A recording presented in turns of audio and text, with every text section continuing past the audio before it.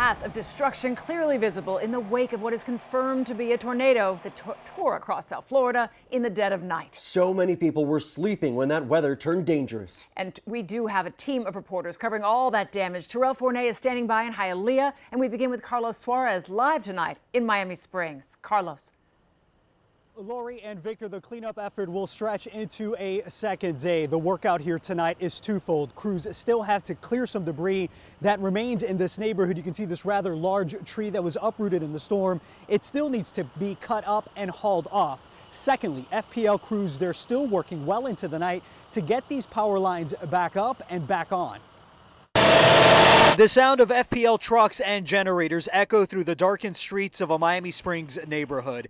A moving pod turned upside down and sheared off trees show part of the damage that remains after a tornado hit early Monday morning. The air went through here and popped the ceiling down. Kimberly Hogan was left without power and nearly without a home. She hid in the hallway of her house as winds that peaked at 107 miles per hour tore through her roof. So this is where I was when everything kind of started going bad. Scared me to death, and I went running for the hallway and got to the hallway and called my mom and dad. Amid the neighborhood darkness, you'll find piles of downed tree branches as well as debris. City workers as well as neighbors, they spent much of the day clearing the debris, pushing it off to the side in order for FPL to begin their work.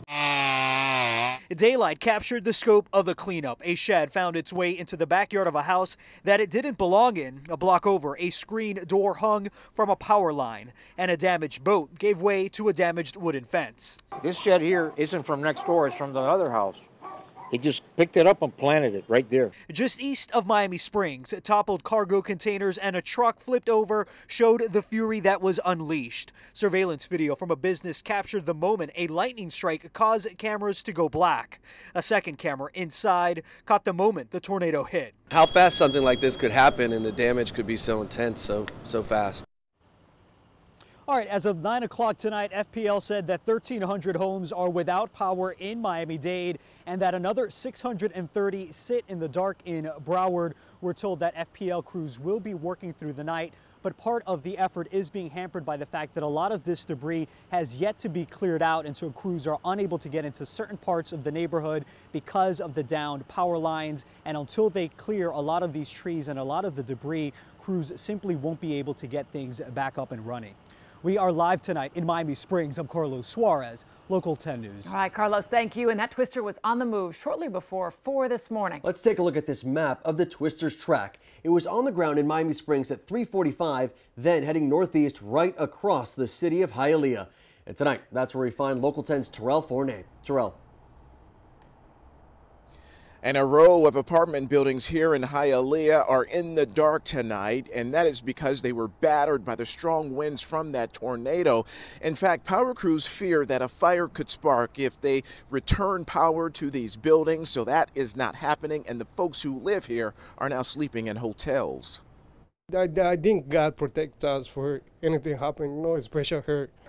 The ceiling in Eric Gonzalez's second-floor unit came crashing down during the height of the storm.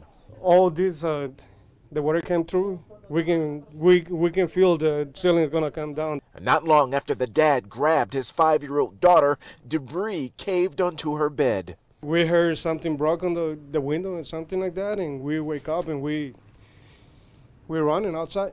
A few doors up the street, the Molina family was rattled out of their sleep. I remember like this very loud sound that woke me up. I just heard like things crashing through the window and stuff. Were you scared?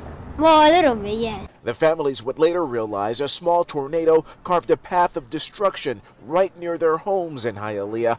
Roofs ripped off, damage so bad that city inspectors have since deemed several apartment buildings on this block uninhabitable. So the Red Cross is now assisting 40-plus people.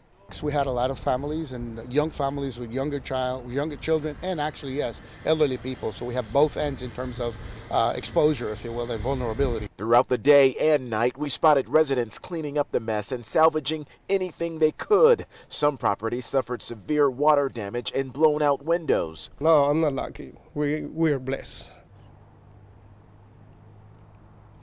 And it could be weeks, if not months, for some of these buildings here in the 300 block of West 10th Street to be restored to normal. So the cleanup time and the effort to get things back to normal will be a lengthy one. Nonetheless, the good news, no major injuries. We just received reports of at least one woman who received some minor injuries from some blown glass, some glass that was shattered from a window around here.